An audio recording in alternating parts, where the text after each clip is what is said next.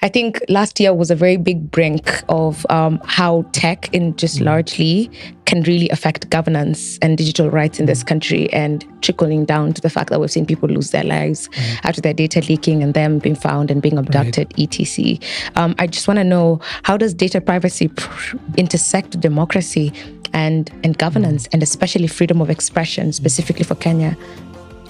Well, I mean, the right to free expression is what differentiates us from a brick, right, as human beings, right? That's the only major difference between us and bricks in some ways.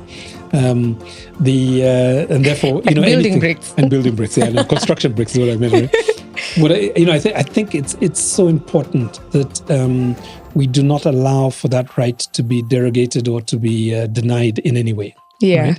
And that is the case even when it seems like we are saying things that are offensive to people.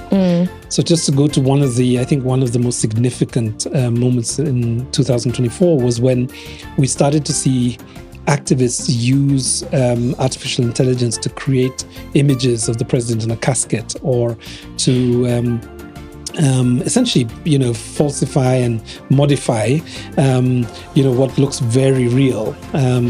And those people were abducted, they were held, they were tortured, and they were released without any compensation or any justice. Whatsoever. And one of the things that, I have repeatedly said was that if this moment was one that required legal interpretation, like, is this treason? Is this a defamation? Is it, satire?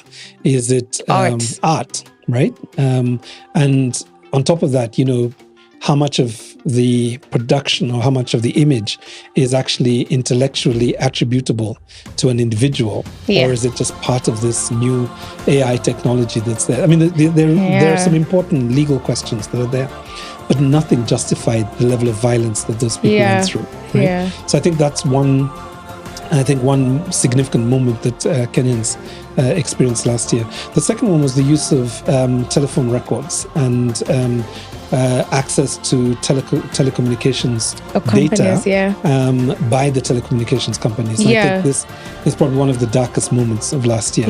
With a little backlash to Safaricom and the like. Yeah, and rightly so, I think. I mean, I think what I've missed a little bit with Safaricom's response has been, how do they restore the trust that was there, that actually my phone number is between me and the telephone company,